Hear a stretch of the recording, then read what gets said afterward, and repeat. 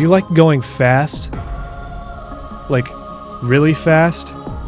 Do you like the defense budget? Do you like physics-defying maneuvers that would probably cause anyone to immediately die on the spot? If you answered yes to any of these questions, then you might like the action-packed series of Ace Combat. Outgoing 3 to map. Double roger.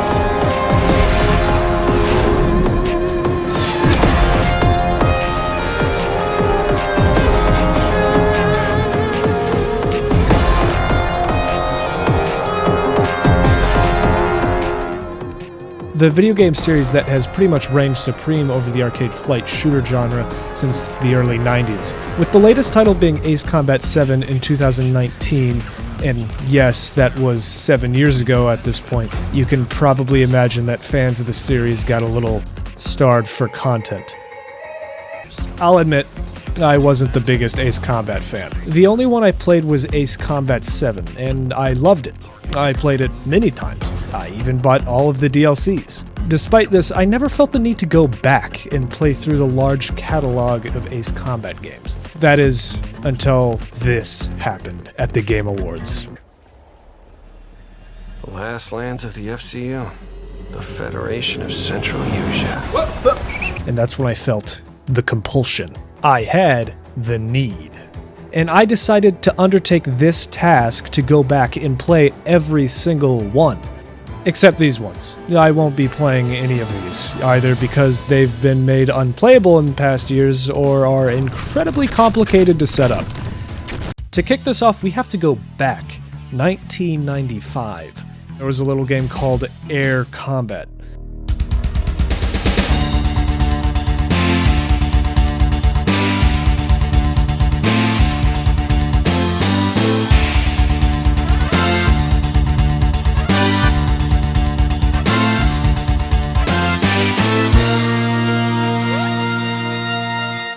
I first want to talk about the visuals. As I said, I only played Ace Combat 7, so going from this to this was a bit jarring at first, but by the end of the first level, my superhuman neurons had fired, and my gamer brain had fully adjusted. Of course, it carries the unfortunate effect that comes with playing old games on a modern monitor. It's just not the same. When it comes to the gameplay, the biggest problem I had was with how the plane controls. Specifically, the rolling. Rolling only seems to have 2 speeds, Lazy River and World's Most Deadly Migraine. This makes it even harder to use the already difficult to use guns. This isn't helped by the fact that you can't use the guns unless you're close enough to smell the enemy pilot's bathing habits. I barely use the guns this whole game. A strange decision is that if you crash or die at any point, that plane is lost. It's gone from your hangar and you can't buy it again.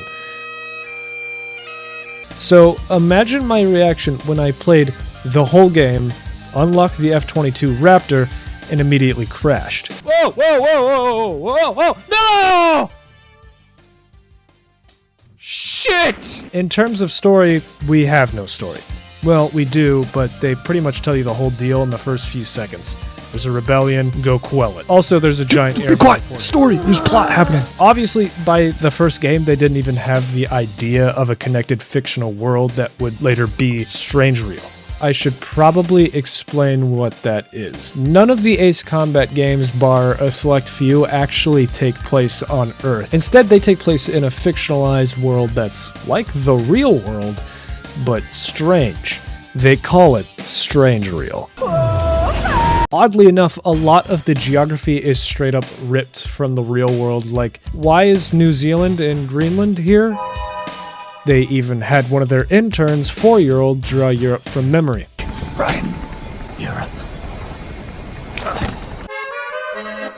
Anyway, the music and sounds are fairly basic, nothing really that memorable, except for this guy over the radio who pretty much just backseats you the whole game and tries to like give you tips and stuff on where the enemy is. On our 6, on our left, up ahead, on our left, up ahead, bogey on our 6, on our right, bogey on our 6, enemy in sight. Yeah, I got tired of that pretty quick. There's also this pop-up that goes bingo or bullseye when you hit an enemy, which I actually found pretty endearing.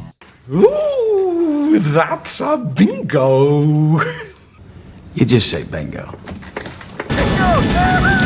To quickly list off some things I did like, I liked the mission where you actually have to follow these pipes in order to find the enemy bases.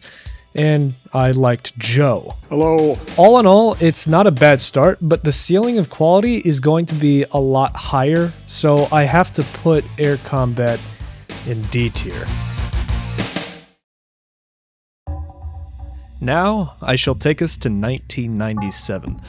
Namco decided that the name Air Combat actually sounds kind of lame. I don't want to play with you anymore.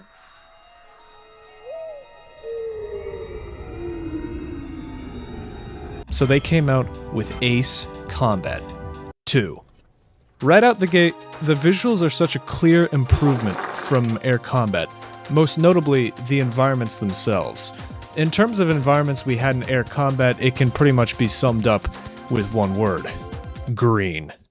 In Ace Combat 2, we were blessed with bridges, complex terrain, higher polygon plane models, and cities with a real sense of verticality, complete with buildings, some of which might be familiar.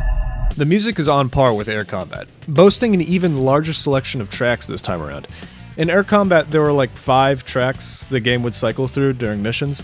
This time around, levels have a lot more identity. They also snuck in a pretty big feature, and then built a whole mission just to introduce it. Check this out. Fucking cool. Yeah, this one like above the clouds? Holy crap, this is cool looking. Hell yeah. Good lord. It's pretty good.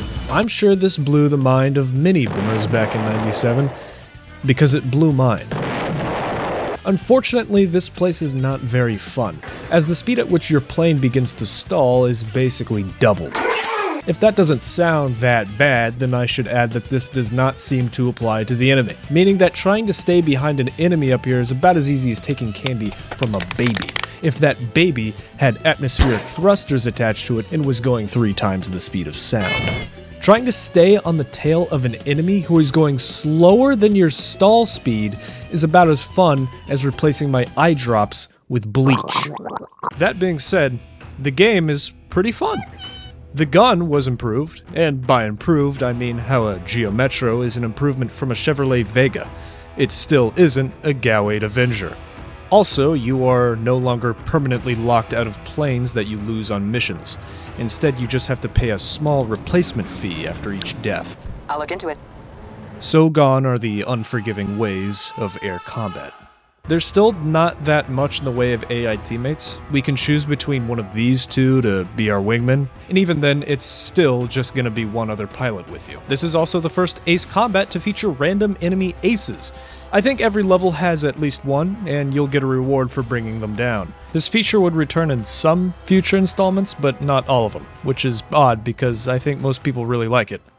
What I think is the most significant addition was, at a certain point, you're given the choice between 2 missions. I didn't really think that much of it at the time because Air Combat also let you choose between multiple missions, but ultimately it didn't really matter because you'd have to play through all of them anyway. In Ace Combat 2, it's different.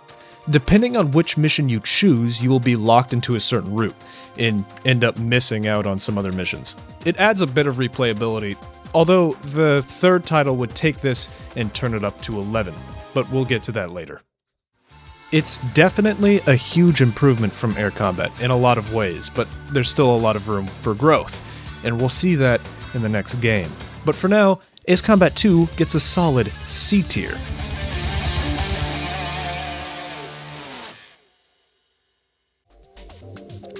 It would only be another 2 years before Namco would try to one-up Ace Combat 2. Now, if you're an Ace Combat fan, I know what you're thinking, okay? Just put Ace Combat 3 in S tier and move on. Just hold on, alright? You gotta let me yap first.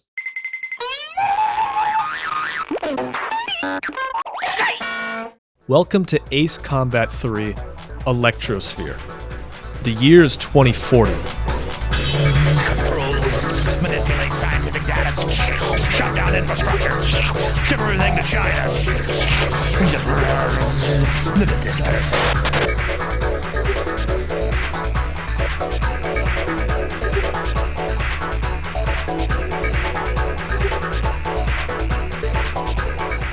Wars are no longer fought between nations, but instead, corporations.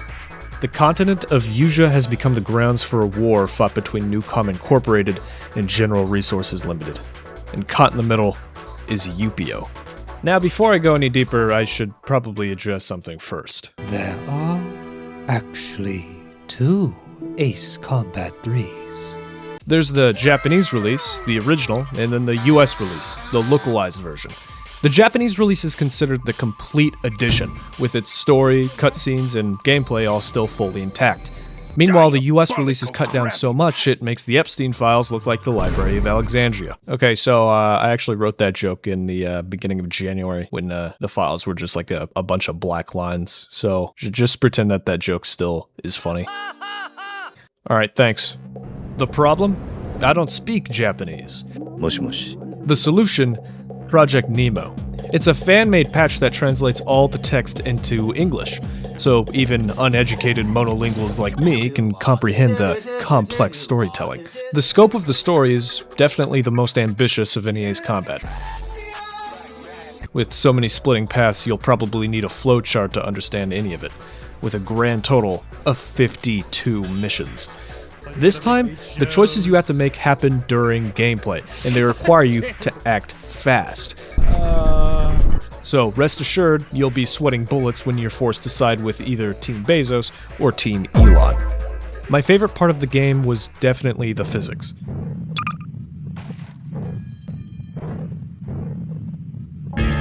The plane has much more realistic physics, the most realistic in the series, and the missiles will actually track. There's some cool gimmick missions this time around. There's some in tunnels, some completely underground, and some will take you to a place no Ace Combat game has dared to go since. Space! The music is really unique. Like I took the wrong turn at Albuquerque and flew my F-18 into an EDM club.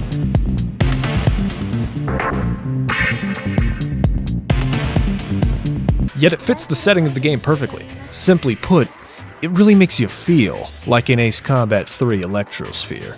7 out of 10 on IGN. It has a little something for everyone.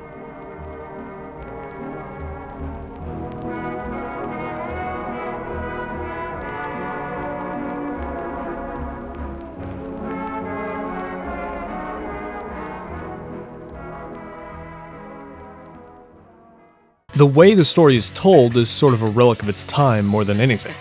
Most of the quote-unquote cutscenes boil down into these Zoom calls between missions that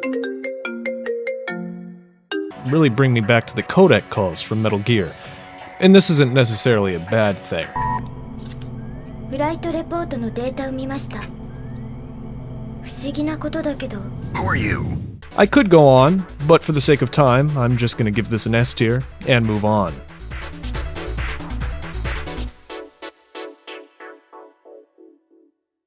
We now leave the realm of PS1 games and move on to the PS2.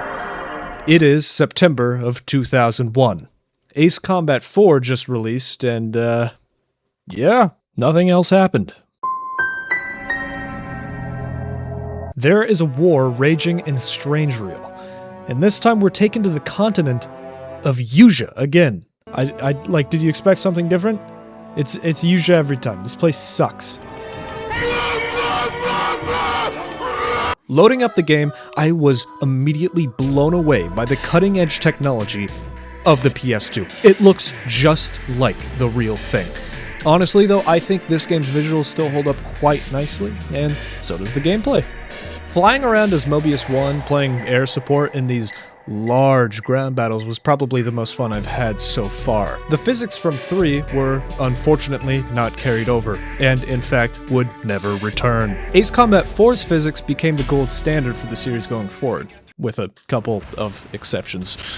The story is quite a departure from the earlier series, but today would be considered your typical Ace Combat story. You are on the defensive side of a large war between near-peer nations. The way this game's story is told, however, had me glued to the screen the entire time. The cutscenes, almost entirely disconnected from the actions and surroundings of Mobius 1, are told through the lens of a young lad that was inadvertently orphaned during this war by a pilot named Yellow 13. Holy shit, Jamie, pull that video up. One fleeing plane fell out of the skies, spiraling and spewing orange flames to crash by the Cape. The same Cape where my family lived. Yellow 13 is undoubtedly one of the best characters in the series, and definitely one of the most well-written. Even Project Aces seems to think so, as they would try and recapture the magic of his archetype for several future characters later on. Another thing that is now considered quintessential Ace Combat started with 4, and that is just the constant radio chatter and bitching from both enemies and allies alike. Most of the time this is just allies glazing your every action and the enemies calling out in fear of you. Today's my birthday. A victory sure would be nice. I'm over here stroking my... Hey, just a fun little side quest. Do you remember those familiar buildings in Anchorhead Bay from Ace Combat 2? When we return to Anchorhead Bay in this game, they are no longer here. What did Project Aces mean by this? Score attack levels also make their debut. Missions where you have a certain amount of time to reach a certain amount of points. I know a lot of people are split on these, but I really like them. They're pretty much just big shooting galleries that I can run through any way I want. It's pretty fascinating how you can trace back most of that Ace Combat magic we have today back to this game. There's no branching storyline or even choices in missions. I don't know if Ace Combat 4 would have benefited from that enough to justify adding it anyway.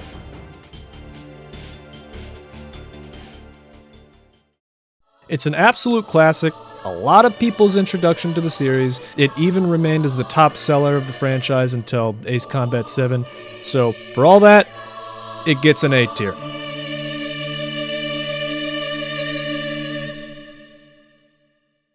Fast forward to 2004. Now this was a juggernaut of a year for gaming, but if you look under all these blockbuster titles, you'll find Ace Combat 5, The Unsung War. Surprisingly, this one doesn't take place in Usea. Instead, it introduces 2 whole new continents. Like Ace Combat 4, it's centered around a war between 2 near-peer nations, Osea and Yuktobania, at least for the first 2/3. And no, I won't be getting into it. The visuals haven't changed too much, but the gameplay certainly has. The elephant in the room would have to be the squadron controls. In Ace Combat 5, you can give your squadron orders, and even choose each of their planes individually before a mission. Which plane am I going? Captain, which plane should I use? Although this does mean that you'll have to buy 4 of the same plane if you all want to match. People will talk directly to your character, Blaze, mid-gameplay. You can either say yes or no, so instead of playing as a mute psychopath, this time you play as a nearly mute psychopath. I'm glad there aren't any live people in these things, aren't you? No. With that all out of the way, I'm gonna rip the band-aid off now. There's one more secret I feel I have to share with you. I did not like Ace Combat 5. The story is good, the music is great, but the mission design is where it really suffers. You spend way too much time doing nothing, and the scale of combat is severely reduced from that of 4. As an example, there's an entire mission where you just fly behind someone for nearly 15 minutes. You're not shooting at anything, you're just following him.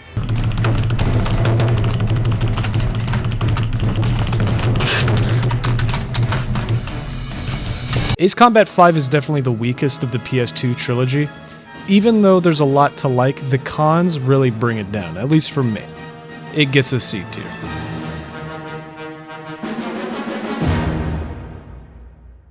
So how did they follow up Ace Combat 5, you might ask? Surely it would be something truly amazing. Coming out in 2005 for the Game Boy Advance, it's Ace Combat Advance.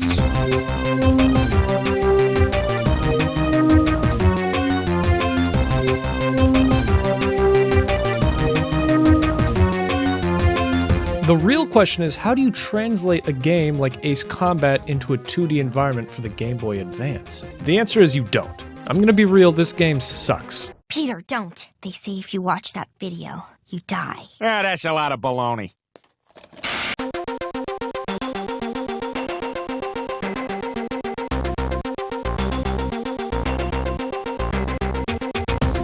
I didn't finish it, and I don't plan on finishing it.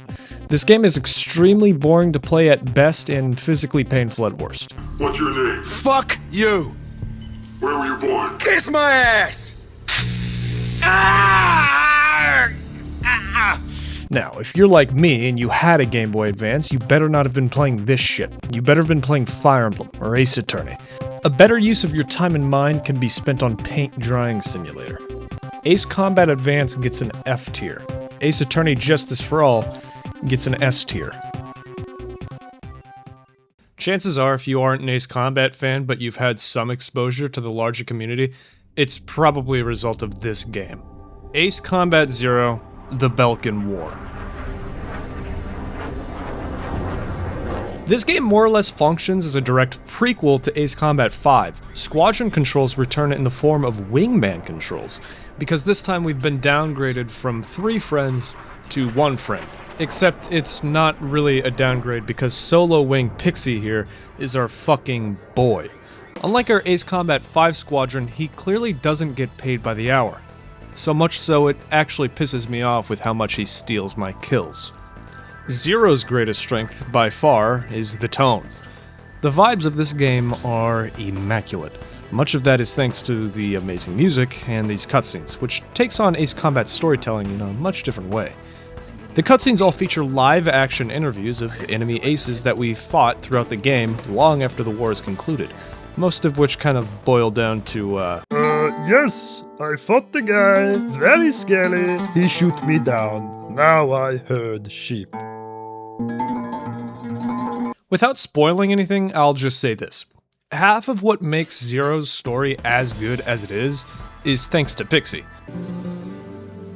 Yo, buddy. Still alive? And thanks, friend.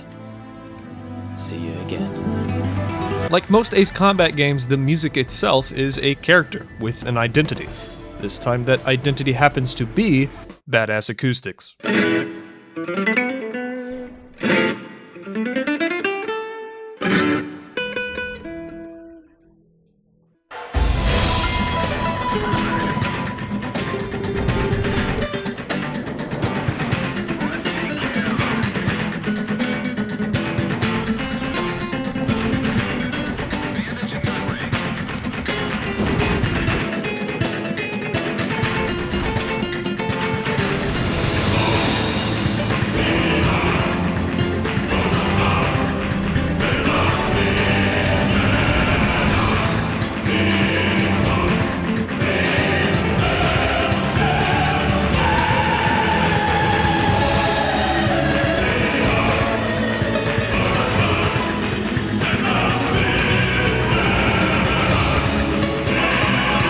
Decision-making returns, but it's a little different this time.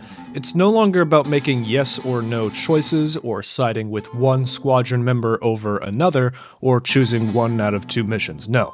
This time, the decision-making is centered around this bar here. You might notice that there are 3 sections of this bar: Merc, Soldier, and Knight. Your position on this bar will fluctuate depending on your actions during gameplay.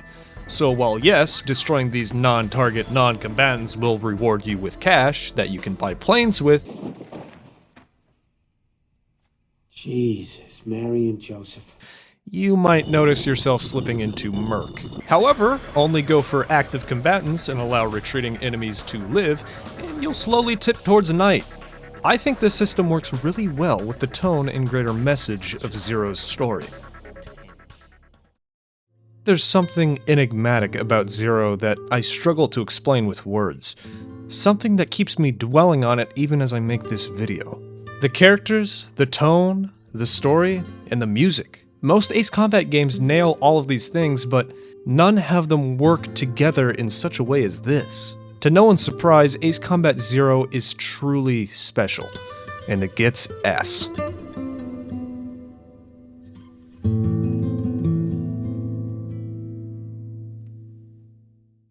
So after the video game version of Melatonin that was Ace Combat Advance, surely Project Ace has learned their lesson when it comes to trying to release an Ace Combat game in portable form, right? Well, kind of. They did make another portable Ace Combat game, this time for the PlayStation Portable. Unlike the Game Boy, the PSP was capable of rendering 3D spaces with ease. They called it Ace Combat X. I went into this game with my expectations tempered. I would later find out that this was an unnecessary precaution. Sure, it's not as graphically impressive because of the limitations of the PSP, but they pretty much nailed everything else about an Ace Combat game. However, I was surprised to see the return of branching missions in this particular title. They don't lock you into routes or anything, but instead certain things will change depending on which order you complete the missions in. Like early on, you can choose between helping out some stranded ground forces, or target an airborne fortress while it's vulnerable. If you target the fortress first, you'll weaken it significantly, making its boss fight much easier later on. But if you choose to help the ground forces instead, you'll have to take down a fully powered airborne fortress. The story is told a lot like Ace Combat 4's, being mostly disconnected from the player, but I'll be honest, this time I wasn't nearly as attached to it. If you ask me what I liked most about Ace Combat X, it would definitely have to be the massive selection of playable aircraft, a lot of which are entirely fictional. That all being said, this game was a pleasant surprise, and I hope to enjoy the next PSP game just as much.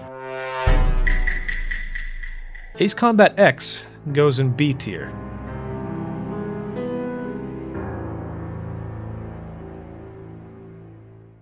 So, it's 2007. The PS2 trilogy has just been capped off. What's next for Ace Combat? Maybe a new line of games set to release on the PS3, perhaps? Well, sorry, champ, but you got that one wrong. You're stupid. The Xbox 360, despite its issues, won this generation of consoles. So with their market share on the upturn, Halo 3, maybe Project Aces saw the writing on the wall and decided to release their next title on the Xbox 360. And only for the 360. This is Ace Combat 6.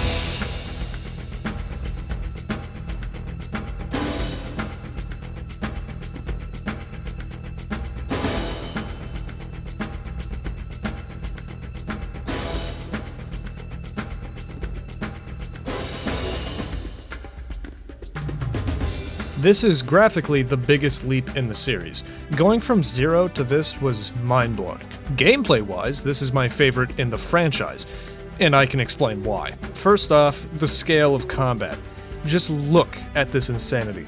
This was the first time I found myself actually getting lost in the battlefields. Wait, what? What do you mean that's not the entire mission? Press... well, hold on. Oh my goodness! Meet operations. Every mission is split into at least 3. Operations are basically the missions inside your missions. Like maybe you're focusing on defending these friendlies. Okay, well there's another operation where you can assist in an offensive, or take part in this massive furball. And all these things are happening simultaneously. More so, you don't have to do every single one. The mission may have 3 operations, but you only gotta do 2 to win. Now the story is pretty unique even among Ace Combat titles. It clearly takes a lot of notes from Ace Combat 4, that is the focus on a more civilian side, but also focusing on our rival squadron. However, this time it's split into a few different POVs. This is Wojciech. Wojciech rules. Wojciech rules so much, I almost forgot he helped install a military junta that threatens entire cities with chemical weapons.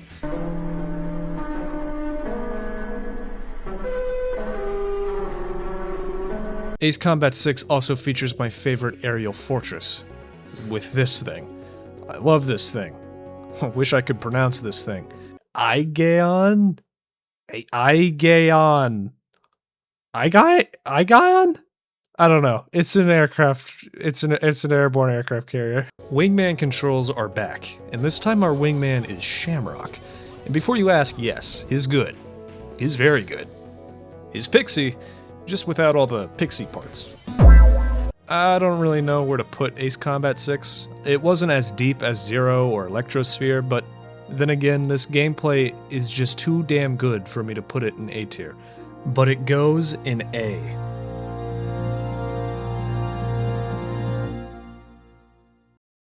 Let's go back to the PSP for a quick second to talk about Ace Combat Joint Assault. What is the deal with Ace Combat Joint Assault? I think opinions on this game range from absolutely despising it, it's the biggest piece of dog shit, to just tolerating it. Seriously, if your favorite Ace Combat is frickin' Joint Assault?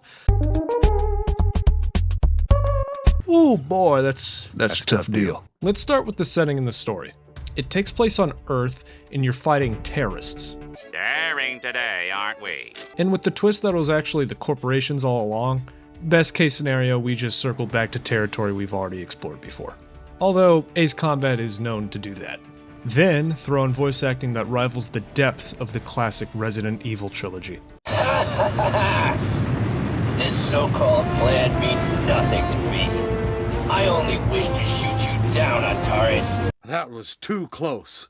You were almost a Jill sandwich. You see, I was sold off by my parents and was trained to kill as a child soldier. What the hell? As for gameplay, it's essentially the exact same as Ace Combat X, save for the fact that the game is now for some reason running at half speed. That's right, this is unedited. I didn't slow this down. I'll never understand why the devs thought it would be a good idea to have every plane maneuver like it was stuck in Jell-O. I've seen garbage trucks more mobile than this. That all being said, the game isn't all bad. It has exactly one redeemable thing about it. Of course, I'm talking about the part where you do a fucking canyon run in a goddamn Boeing 747? You're fucking dodging Sims, and there's Apaches, and you fly under a bridge? What? What the fuck? Yeah, I wish there was more to say about this game, but it really is just a worse version of Ace Combat X. Nothing from this game really stuck with me like the others. It gets an F tier.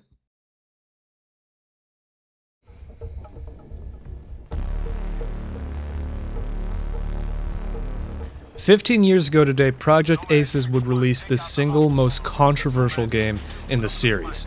One that would so greatly depart from the routine formula that Ace Combat had fallen into over the years. In 2011, coming out on home consoles, it's Ace Combat Assault Horizon.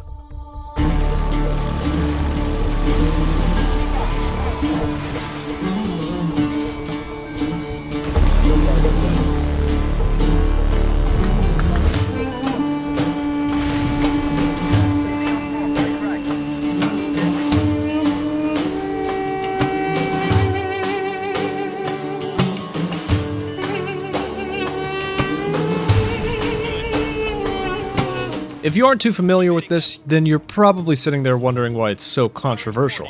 It just looks like Ace Combat, right? Assault Horizon is what we're gonna call the black sheep of the series. Hey, yeah, but what about Ace Combat Advance? Wouldn't that make more sense as the black sheep? Okay, well that's not... Advance isn't even like a sheep in this metaphor. That's like a fucking, bird. When it comes to video games, you're probably familiar with the black sheep concept. Every long-running franchise has one. There's Fallout with Brotherhood of Steel, Battlefield with Hardline, and Call of Duty with oh shit, what the fuck? During development of Assault Horizon, a pivotal discussion took place. The question on everyone's mind, why do people love Ace Combat? Think about it for a second.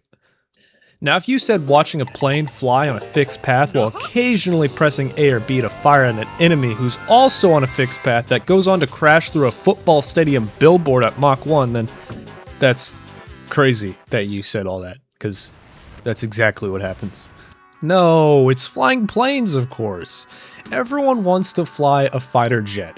So in Ace Combat Assault Horizon, you will spend a lot of time not doing that. And even when you will be flying a jet, you won't really be flying that jet. Alright, let's talk about dogfight. Do you want to talk about dogfighting mode? I want to talk about dogfight. I don't really want to talk about dogfighting mode, but I have to, so let's do it. Basically, there's this thing where you press both bumpers at the same time and you'll enter dogfighting mode, which just makes everything on rails. Most of the time you don't have to use it, but for certain enemies it might as well be necessary. Needless to say, I hated dogfighting mode. But don't worry, because this feature will only really appear on missions where you fly a fighter jet, which is a concerningly small portion of the game relative to my expectations of an Ace Combat title. If you like gimmick missions, then you're gonna love Assault Horizon. If you don't like gimmick missions, well that sucks. Helicopters, on-rails turret section, AC-130 mission, B-2 bomber mission, more on-rails turret sections. The characters and the cutscenes are the only thing I found to be entertaining. Sure, they're cheesy, but Ace Combat is cheesy. And they might not be as deep as Pixie, but they are at the very least entertaining. This Russian twink, voiced by Yuri Lowenthal, is the only thing saving this game from F tier. You can pay me off anytime. No. There is not enough vodka in all Russia for you, Captain Gutierrez. Yeah! Who won the lottery? I did! You can pay me off anytime. Fuck off! Win your own fucking lottery! Ace Combat Assault Horizon gets itself a D tier. The 2010s would not be kind to the Ace Combat franchise. Assault Horizon didn't perform nearly as well as earlier installments, so once again, they tried something different. Ace Combat Infinity. It was a free-to-play, online-only Ace Combat game. Now, I know, you probably threw up in your mouth right now just hearing that. But as it turns out, it wasn't actually that bad.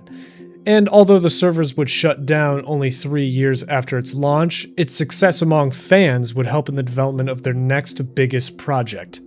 Yeah, we finally arrived at the final game.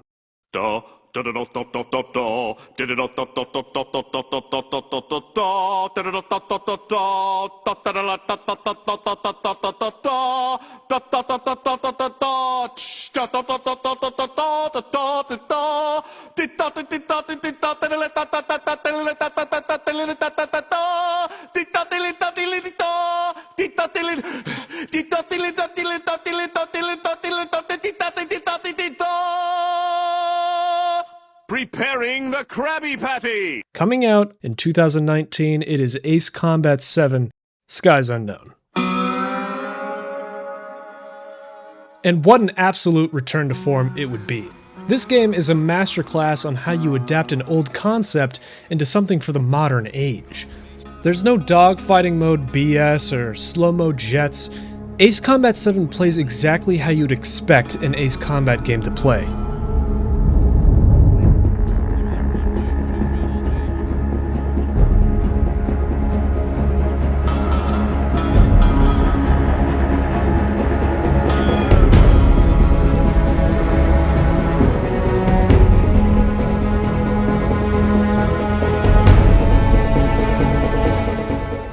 Starting off with the story, it's not bad, but it takes even more of a backseat to the gameplay as it does in 4 or 6.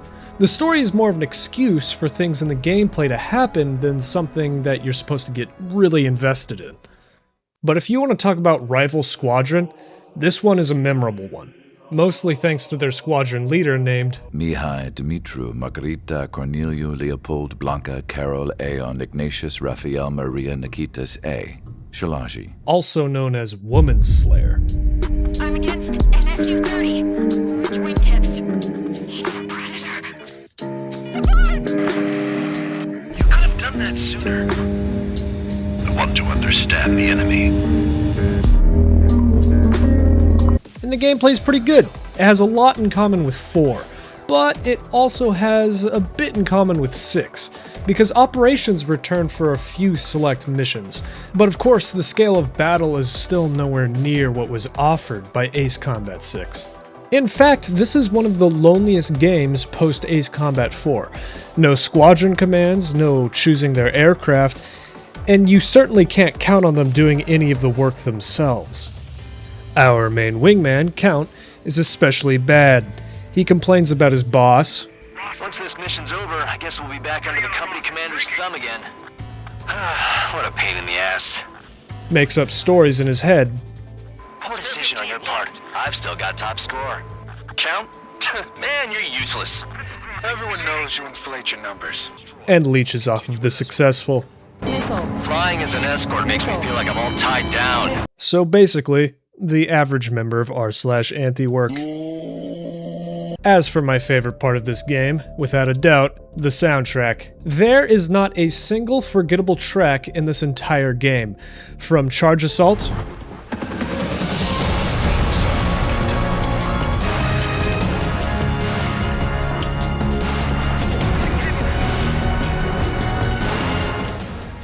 all the way to Daredevil.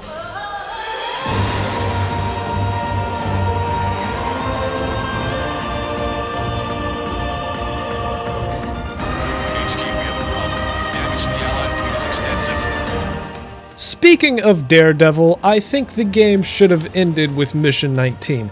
The last mission with Hugman and Mugman felt a little shoehorned in, and frankly, anticlimactic.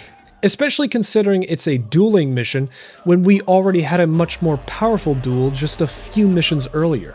Yes, I'm talking about the dogfight with Mihai. It's my favorite part of the game, mostly because of the music and because there's a lot of subtle and not so subtle nods. Like the fact that we're fighting over Shalaji Castle, the kingdom that Mihai was supposed to inherit as a prince. The track that's playing, Archangel, is a reference to the Archangel Michael, who is himself a prince. After this long journey of playing through every Ace Combat game, I felt that this was the battle that not just this game was leading to, but the entire series was slowly building up to. And it made this mission just that much more powerful.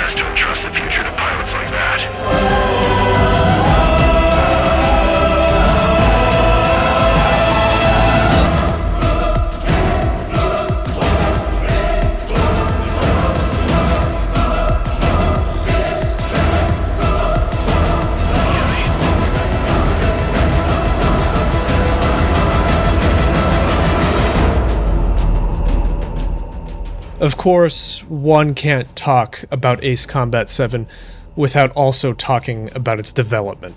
What game, in your opinion, had the ugliest development cycle? Resident Evil 4? Halo 2? Half-Life 2? Unless you said Duke Nukem Forever, power armor is for pussies. Chances are it's not quite as bad as Ace Combat 7's. Ace Combat 7 was a Hail Mary, starring Ryan Gosling. Everyone on the team knew that if it failed, it would mean the end of Project Aces. It would mean the end of Ace Combat. By the time they announced the game at PSX, they didn't really have anything to back it up. They'd have to restart from scratch over and over and over again. In fact, there are multiple times in which the game came very close to never being released at all. But eventually, the moment of truth had come. Release day. Project Aces held their breath, but we know now how it turned out. Today, Ace Combat 7 is the highest selling entry in the series. The series and the studio was saved, with the highly anticipated sequel set to release soon. When you consider all of that, it would feel wrong to give Ace Combat 7 anything less than an S.